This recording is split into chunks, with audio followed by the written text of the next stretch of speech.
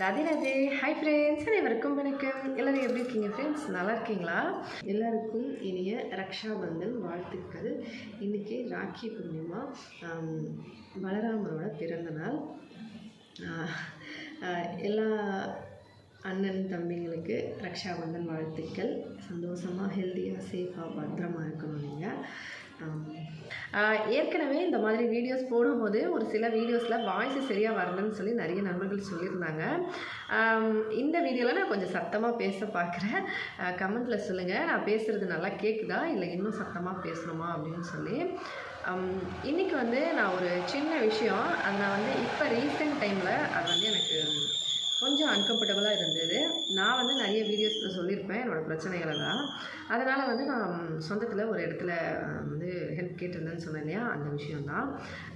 இதில் இப்படி கூட ஏமாற்ற முடியுமா அப்படின்னு சொல்லி நான் இதை இப்போ தான் அது எனக்கு அந்த விவரம் தெரியுது. அப்போ இந்த விஷயம் நடக்கும்போது எனக்கு விவரம் தெரியல. இப்போ நான் அதை என்னன்னு சொல்லி சொல்கிறேன். ஆக்சுவலாக ஃபஸ்ட்டு நான் ஊரில் இருந்து சென்னை வந்த வரைக்கும், சென்னையிலேருந்து அதுக்கப்புறம் நிமிஷம் ஏதோ சத்தம் கேட்குது. பூஜை நடக்குது போல். இன்றைக்கி ரக்ஷாபந்தன் வியாழக்கிழமை. சென்னைக்கு வந்த அப்புறமா எப்படி நானும் அம்மாவும் இருந்தோம், அதுக்கப்புறம் ஹஸ்பண்ட் மீட் பண்ணது, எப்படி மேனேஜ் பண்ணோம், எல்லாமே நான் நிறைய வீடியோஸில் சொல்லியிருக்கேன். ஃபஸ்ட்டு ஊரில் என்னோடய அப்பாவோட அப்பா, அதாவது தாத்தா கொஞ்சம் விவசாய நிலக்கடன் வச்சுருந்தாங்க. அது என்னோடய அப்பா அந்த டைமில் அப்பாவுக்கு பாதி பிரித்து கொடுத்து, இப்போ நிலத்தை அப்பாவுக்கும் சித்தப்பாவுக்கும் பாதி பாதி கொடுத்துட்டாங்க. அப்போ சித்தப்பாவும் அப்பாவும் பாதி பாதி பயிர் வச்சுட்டு அவங்களோட ஃப்யூச்சர் பார்க்குறதுக்கு. ஆனால் அந்த டைம் எல்லாருக்குமே தெரியும், 2000லாம் மழை இல்லாமல் தண்ணி இல்லாமல் எவ்வளோ கஷ்டப்பட்டு விவசாயத்தில் பிரச்சனை இருந்துச்சுன்னு. தாத்தா இருக்கும்போதே அவங்க கொஞ்சம் கடன் வாங்கியிருந்தாங்க. அந்த கடன் பிரித்து 2 பேருக்கும் கொடுத்துருந்தாங்க. சொத்து கொடுக்குறாங்கன்னா கண்டிப்பாக கடனும் அப்பா ஒரு கடமையாக அப்பாவோட கடனை அடைக்கிறது தானே வாஸ்தவம். அந்த மாதிரி அப்பா கடன் அடைக்கலை. ஒரு கொஞ்சம் கொஞ்சமாக கட்டணும்னு நினைக்கிறதுக்குள்ளேயே தண்ணி இல்லை, விவசாயம் இல்லை, வேறு இடத்துல நம்ம வேலை பார்க்கணும் அப்படின்ற பட்சத்தில் நம்ம கொஞ்சம் ஸ்ட்ரகிள் பண்ணிகிட்டே இருந்ததுனால ரொம்ப அந்த விவசாயத்தை கொஞ்சம் ரன் பண்ணணும்னு சொல்லி அதுலேயும் அப்படி இப்படி வாங்கி ஏதாவது பண்ணணும்னு பார்ப்பாங்க. நான் முடியாது. அதுக்கப்புறம் திடீர்னு ஒரு நாள் கடவுள் அவ்வளோதான் அவங்களுக்கு கொடுத்துருந்தாங்க. அதனால் திடீர்னு ஒரு நாள் ஹார்ட் அட்டாக்லாம் இறந்துட்டாங்க. அது வரைக்கும் நான் சொல்லியிருப்பேன். நான் அப்போ 8th ஸ்டாண்டர்ட் படிச்சுட்டு இருந்தேன். நான் ஒரே பொண்ணு அப்படின்றதுனால வீட்டில் ரொம்பவே செல்லம். நான் என்னோடய பாட்டி வீட்டுக்கு போனதில்லை, என்னோடய அத்தைங்க வீட்டுக்கு யார் வீட்டுக்குமே நான் அப்பா அனுப்ப மாட்டாங்க. ஏன்னா நான் ஒரே பொண்ணு. அதுவும் 13 வருஷம் கழித்து கல்யாணம் ஆன அப்புறமா என் அம்மாவுக்கும் அப்பாவுக்கும் குழந்தையே இல்லாமல் நிறைய சாமிக்கிட்டெல்லாம் வேண்டிட்டு 13 வருஷம் கழித்து தான் நான் பிறந்ததாக சொல்லுவாங்க.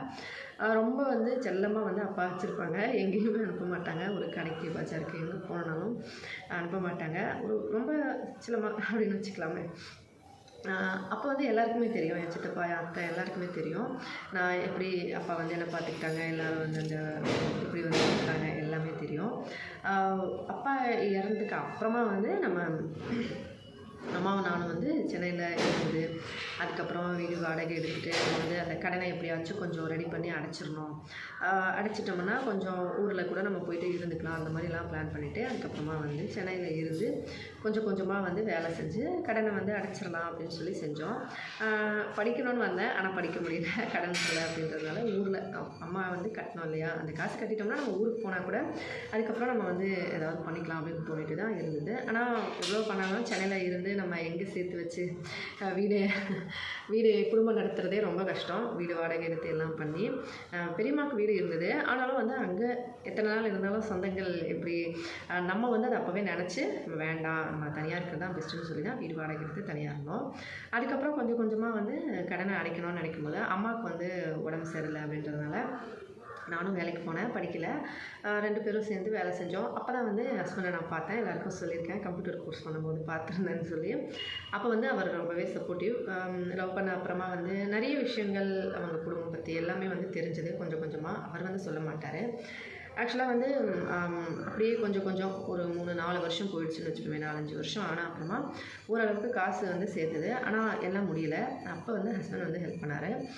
இந்த காசு கட்டுருங்க, ஏன் ஏதாவது பிரச்சனையா, நான் வேணால் ஹெல்ப் பண்ணுறேன் அப்படின்னு சொல்லிட்டு அவர் அப்போ என்ன நினச்சோன்னா அந்த கடனை கட்டிட்டு நமக்கு சேர வேண்டிய சொத்துக்கு வந்து சித்தப்பாக்கிட்டே கொடுத்துட்டு நமக்கு ஏதாவது கொஞ்சம் காசு கொடுத்தாருன்னா நம்ம அதை வச்சுட்டு நம்ம கல்யாணம் பண்ணிக்கலாம், அம்மாவும் கொஞ்சம் வச்சுப்பாங்க அப்படின்னு சொல்லி தான் நினச்சி கடனை கட்டிட்டு நம்ம சித்தப்பாக்கிட்ட சொல்லி எதுவும் சண்டைலாம் போடாமல் பிரச்சனைலாம் பண்ணாமல் வாங்கிக்கணும் அப்படின்னு நினச்சி அந்த கடன் வந்து சரி ஹஸ்பண்ட் வந்து அவரும் வந்து ரொம்ப வீட்டில் அப்பா அம்மா ஊரில் இருக்காங்க, அவங்களுக்கு மாதம் மாதம் காசு அனுப்பணும், அக்கா தங்கச்சி பார்க்கணும், அண்ணா தம்பி எல்லாருமே வந்து ஸ்ட்ரகிள் பண்ணி தான் அவர் ஆனாலுமே எனக்கு வந்து ஹெல்ப் பண்ணணும்னு நினச்சாரு அந்த டைமில். எதுக்குன்னு இந்த மாதிரி ஊரில் வந்து அப்பா வாங்கினதை நம்ம கொடுக்கணும், அதனால் சொல்லி கொடுக்கணும் அப்படின்னு சொல்லி கேட்ட அப்புறமா அவர் காசு மட்டும் கொடுத்துட்டு வந்துடுங்க, சொத்து பிரச்சனைலாம் எதுவும் பண்ணாதீங்க, அதெல்லாம் வேண்டாம், அவங்களே வச்சுக்கிட்டோம், அப்புறமா அங்கே போய் சண்டைலாம் போடாதீங்க, அப்புறம் உங்களுக்கு கஷ்டமாயிடும் அப்படின்னு சொல்லிட்டு வேண்டான்னு சொன்னார். காசுலாம் எதுவும் தேவையில்லை, நான் எப்படி என்னோடய குடும்பத்தை பார்த்துக்கிறேனோ அதே மாதிரி உங்களையும் பார்த்துப்பேன் அப்படின்னு சொன்னார்.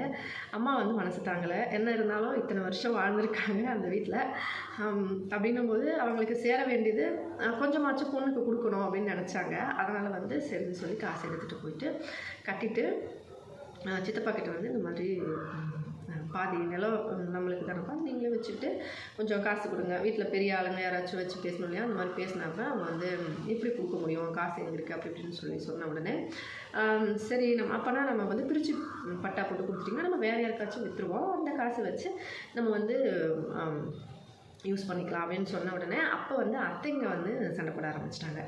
ஏன் ஏன் ஏன் உங்களுக்கு சொத்து வந்து கொடுக்கணும், ஏன்னா அத்தை பையனை வந்து கடன் கட்டிட்டு ஊரில் இருந்த உடனே வந்து அப்போ கல்யாணத்துக்கு வந்து பேசினாங்க, இந்த மாதிரி அத்தை பையனை வந்து கல்யாணம் பண்ணிக்க சொல்லி. அப்போ வந்து நான் சொன்னேன் இந்த மாதிரி லவ் பண்ணுறோம், ஒடிஷாவிலேருந்து ஒருத்தவங்க லவ் பண்ணுறேன்னு சொன்னாங்க. அப்போ வந்து அவங்க ஃபஸ்ட்டு 2 பங்கு பிரித்து தரதா சொல்லிகிட்டே இருந்தாங்க. எப்போ வந்து நான் ஒடிஷாவில் கல்யாணம் பண்ண போகிறேன்னு சொன்ன உடனே வந்து அவங்க மைண்டு 2 பங்கை பிரித்து கொடுத்தா எப்படியோ சொத்து அவங்க வீட்டிலையே கல்யாணம் பண்ணிட்டா அந்த பையன் அவங்களுக்கு வரும். ஆனால் அவங்க என்ன பண்ணாங்கன்னா 2 பங்கை பிரிக்க முடியாது, ஏன்னா பொண்ணுங்களுக்கும் சொத்து பங்கு வேணும் அப்படின்னு கேட்டாங்க. அப்போ வந்து என்னால் கேட்க முடியலை, எனக்கு தெரியவும் இல்லை விவரம். சொத்து மட்டும் வேணும்னு சொல்லி சொல்கிறீங்களே 5 பாகம், கடன் பட்டது அப்பா வந்து கடன் வாங்கியிருக்காங்க, அந்த கடன் வந்து என் அப்பாவும் சித்தப்பாவும் தானே கட்டினாங்க, அப்படி இருக்கும்போது நீங்கள் சொத்து மட்டும் கேட்குறீங்களே, கடன் கேட்கலையே, பொண்ணுங்களுக்கு பங்கு இருக்குதா, அதுக்காக கல்யாணமும் பண்ணி கொடுத்தாங்க, நகை நட்டுலாம் போட்டு கல்யாணம் பண்ணியிருக்காங்க, எல்லாம் பண்ணி இருந்தும் நீங்கள் வந்து அப்போ கூட வந்து இந்த மாதிரி கேட்குறீங்க அப்படின்னு சொல்லி அந்த நேரத்தில் என்னால் தெரியலை அப்படின்னு சொல்லலாமே. அவங்களுக்கும் ஒரு மனசாட்சியே இல்லை, என்னடா ஒரு அப்பா இல்லாத பொண்ணு அம்மாவோட தனியாக ஸ்ட்ரகிள் பண்ணிகிட்ருக்கு, இவ்வளோ கடன்கள்லாம் கட்டியிருக்கு, அப்போ கூட நம்ம வந்து சப்போர்ட் தான் பண்ணலை, அதுக்கு சேர வேண்டியதாச்சும் நம்ம கொடுத்துடணும் அப்படின்னு சொல்லி அவங்க நினைக்கல.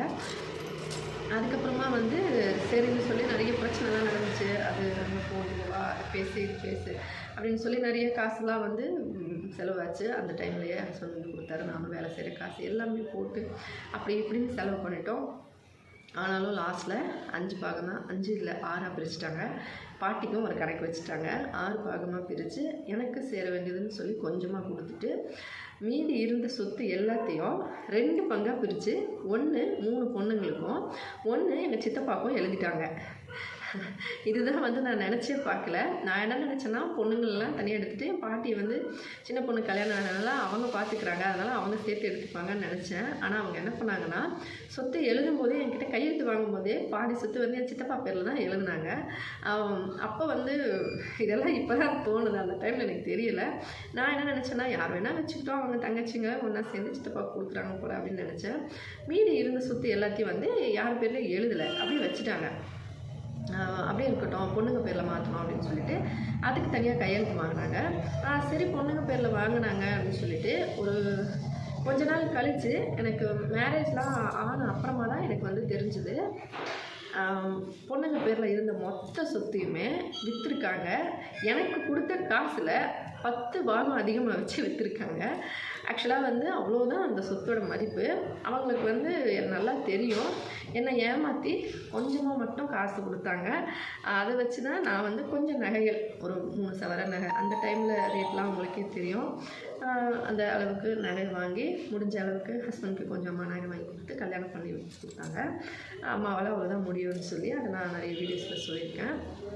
அப்போ வந்து அவ்வளோ காசுக்கு விற்று எங்கள் 3 அத்தைங்களும் வந்து எடுத்துக்கிட்டாங்களாம். அது வந்து சித்தப்பாவுக்கு வந்து மீதி இருக்க சொத்து எழுதி கொடுத்துட்டாங்க. அவங்களுக்குள்ளே வந்து மறுபடியும் இவ்வளோ சொத்து விற்று எனக்கு கொடுத்த காசில் 10 மடங்கு அதிகமாக வச்சு அவங்க 3 பேர் எடுத்துகிட்டு போயிருக்காங்க. அதுக்கப்புறமா எனக்கு தெரியாது அது 3 பேரும் எடுத்துக்கிட்டாங்களா, இல்லை ஒருத்தர் வச்சு எல்லாருக்கும் எப்படி பண்ணாங்களா, இல்லை சித்தப்பாக்கு அதில் பங்கு இருக்கா, அதெல்லாம் எனக்கு தெரியாது. ஜஸ்ட்டு என் மைண்டில் ஓடின விஷயம் என்னென்னா, நான் 2 பக்கமாக யோசித்தேன். அந்த டைமில் வந்து ஒரே ஒரு நிமிஷம் வந்து அந்த இவ்வளோ காசுக்கு விற்றுட்டு போனேன். என் அத்தை அவங்களுமே வந்து யோசிக்கலை. அத்தை விற்றாங்களா அவங்க பசங்க விற்றாங்களா அது வேறு விஷயம். அவங்க வந்து இவ்வளோ சொத்து, இந்த ஒரு பொண்ணு, அவங்க ஒரே பொண்ணு, அண்ணன் வந்து இவ்வளோலாம் பார்த்துருக்காங்களே, நம்ம வந்து அவங்களுக்கு கொஞ்சமாச்சும் விற்ற அப்புறமாச்சும் கொஞ்சம் நம்ம கொடுத்துருக்கலாம் அப்படின்னு சொல்லி அவங்களும் நினைக்கல. சித்தப்பாவும் வந்து நிலம் பாதி பிரித்து வாங்கின அப்புறமா நல்லா வந்து தண்ணியெல்லாம் போட்டு மோட்ரு அது இதுன்னு போட்டுட்டு தண்ணி வந்து விவசாயம் பண்ணி நிறைய காசு சம்பாதிச்சு அவங்களும் வந்து கொஞ்சம் கொடுக்கணும்னு நினைக்கல. நான் ரீசெண்ட் டைம் 2 வருஷத்துக்கு முன்னே ஊருக்கு போயிருந்தேன். அப்போ தான் எனக்கே தெரிஞ்சுது இதெல்லாம். அப்போ வந்து நான் எதுவுமே சொல்லலை.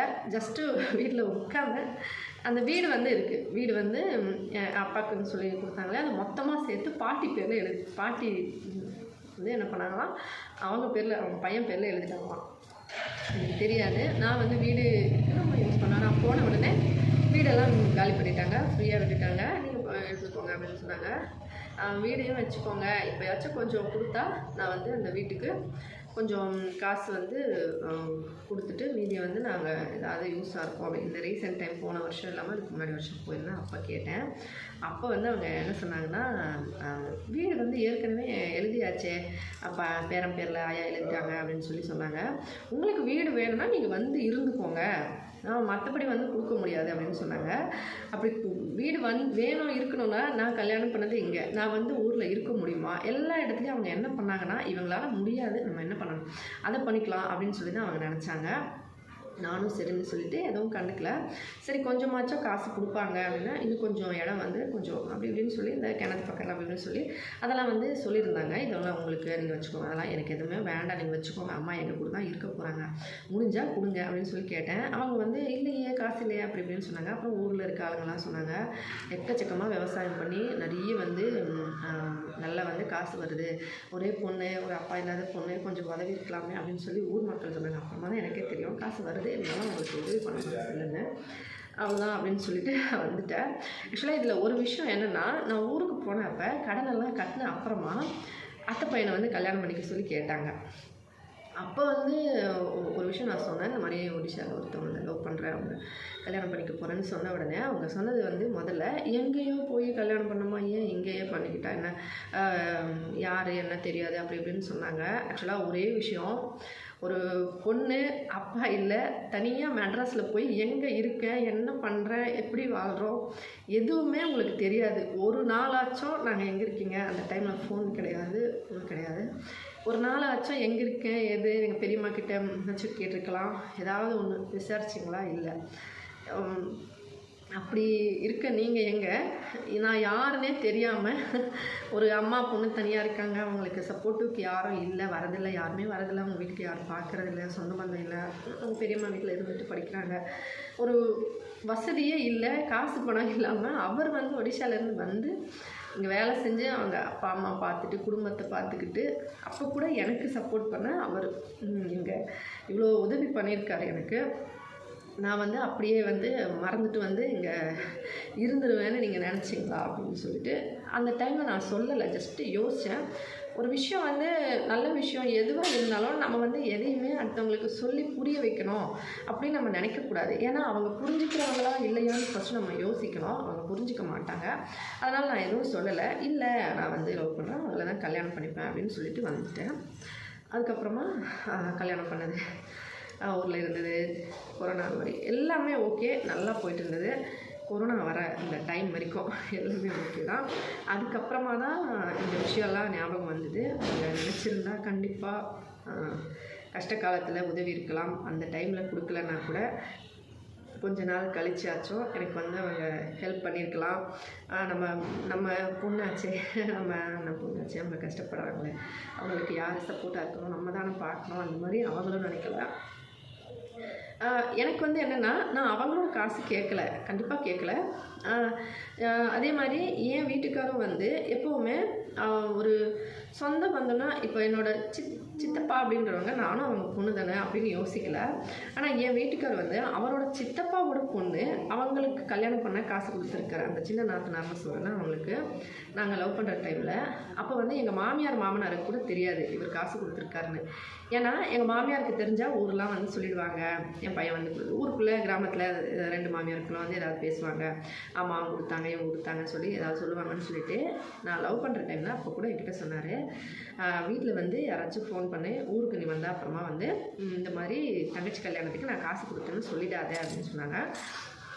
ஏன்னு கேட்டால் ஊர் கிராமம் யாராவது சொல்லுவாங்க, எனக்கு வேண்டாம் இது தெரியாமல் இருக்கட்டும், நம்ம கொடுத்தோன்னு தெரிஞ்சால் போதும், அந்த பொண்ணுக்கு தெரிஞ்சால் போதும் அப்படின்னு சொல்லிட்டு வேறு யாருக்கும் தெரிய வேணாம், கல்யாணம் பண்ணிவிட்டு சந்தோஷமாக இருந்தால் போதும் அப்படின்னு சொல்லிட்டு காசு வந்து எங்கள் சின்ன மச்சினை இருக்காங்களே அவங்க ஊருக்கு போகும்போது அவங்க கையில் தான் கொடுத்தாரு. அவங்க ஊருக்கு போயிட்டு அவங்க கல்யாணம் பண்ணி எல்லாம் முடிச்சுட்டு வந்த அப்புறமா தான் எனக்கும் தெரியாது இந்த மாதிரி இவ்வளோ வந்து அவர் கொடுத்துருக்காருன்னு சொல்லி. அப்புறமா வந்து ஒரு நாள் எங்கள் மாமியார் வந்த அப்புறமா நான் சொன்னேன், இந்த மாதிரி எங்கள் மாமியார் ஏதாவது ஒரு பேச்சில் வந்து சொல்லும்போது நான் சொல்லியிருந்தேன், இந்த மாதிரி அவங்க கல்யாணத்துக்கு கூட இவர் கொடுத்துருக்காரு ஏன் கொடுக்கல அப்படின்னு சொன்னேன். அப்போ வந்து அவங்க ஊருக்குள்ளே என் வீட்டுக்காரர் சொன்ன மாதிரி சரிதான், எங்கள் மாமியார் வந்து எதையுமே வாயில் வைக்க மாட்டாங்க, உடனே போய் எல்லாருக்கிட்டையும் சொல்லிடுவாங்க. ஏன் கொடுக்கல, எங்கள் சின்ன பையனும் மருமகளும் தான் சென்னையில் இருக்கும்போது காசு கொடுத்தாங்களாமே அப்படின்னு சொன்ன உடனே நான் அச்சோ நீங்கள் என் தலையில் அடித்து சத்தியம் பண்ணிங்க சொல்ல மாட்டீங்கன்னு நினச்சேன். நல்ல வேளை நான் சத்தியம் வாங்கியிருந்தாலும் சொல்லியிருப்பீங்க போலே அப்படின்னு நினச்சா. அப்புறமா தான் எனக்கு சரியான சிரிப்பு. எங்கள் மாமியார் வந்து எந்த விஷயமே அவங்களுக்கு வந்து அது ஒரு சிலர் இருப்பாங்களா அவங்களால வச்சுக்க முடியாது, எல்லாமே சொல்லிடுவாங்க, அந்த மாதிரியானுங்க. அப்படி இருக்கும்போது அது மட்டும் கிடையாது, நிறைய விஷயம் என் வீட்டுக்காரர் வந்து அந்த மாதிரி பண்ணுவார். ஒரு எல்லா விஷயமே யாருக்கும் தெரியாமல் நம்ம உதவி பண்ணணும், அவ்வளோதான். அது அவங்களுக்கு தெரிஞ்சாலும் சரி தெரியலனாலும் சரி நம்ம நல்லது பண்ணிடணும் அப்படின்னு சொல்லி நினைப்பார். அப்படி இருக்கவரை யாருமே தெரியாத எனக்கு அவ்வளோ ஹெல்ப் பண்ணி இவ்வளோ ஒரு சப்போர்ட் பண்ணி எனக்கு கல்யாணம் பண்ணிக்கிறேன்னு சொல்லும்போது நீங்கள் வந்து இவ்வளோ சொந்தமாக உங்கள் வீட்டிலையே நான் பிறந்து எப்படியெல்லாம் வளர்ந்துருப்பேன் எல்லாம் பார்த்துட்டு அப்போ கூட உங்களுக்கு எனக்கு உதவி பண்ணணும்னு சொல்லி தோணலை.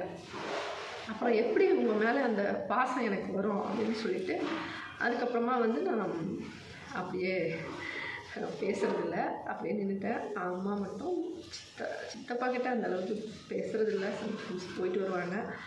ஆனால் அம்மாவோட அம்மா வீட்டு சைட்லேருந்து அவ்வளோ நிறைய விஷயம் பண்ணியிருக்காங்க. யாருமே அதாங்க சொந்தம் அப்படின்னாலே எங்கே போனாலும் இருக்குது ஒரு சில விஷயம். அதுக்கப்புறம் ஒடிஷாவில் வந்து வீட்டில் ஒரு சில ஃப்ரெண்ட்ஸ் கேட்பாங்க, ஒடிஷாவில் வந்து இப்போ நீங்கள் இருக்கிற வீட்லேயும் உங்கள் ஓரக்குத்தி வந்து பிரச்சனை பண்ணுறாங்க, காசு பிரச்சனை வருதில்லை அப்படின்னு சொல்லி.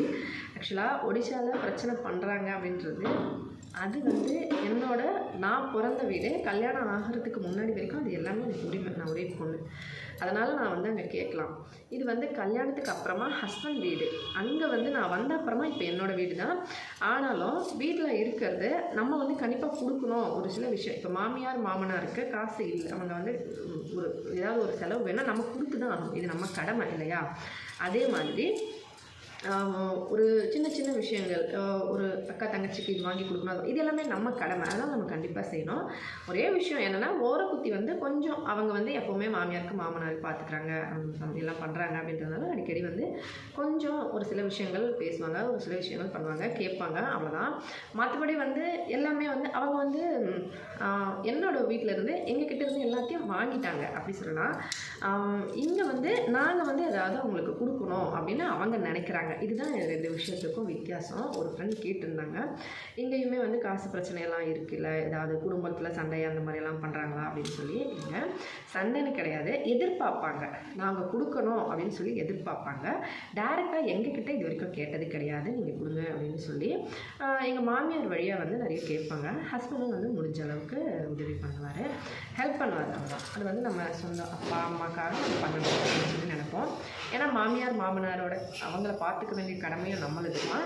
அவங்க வந்து அவங்க பார்த்துக்கிறதுக்காக இதை கொடுங்க அது கொடுங்கன்னு சொல்லுவாங்க. அவங்க எல்லாத்தையும் நிலம் எல்லாம் வச்சுக்கிட்டாலும் சாமிக்கிட்டேருந்து வர பொருள் எல்லாம் வச்சுக்கிட்டா கூட ஒரு ஆசை கொஞ்சம் கொடுப்பாங்க அப்படின்னு அந்த எதிர்பார்ப்பு வந்து அவங்களுக்கு இருக்குது.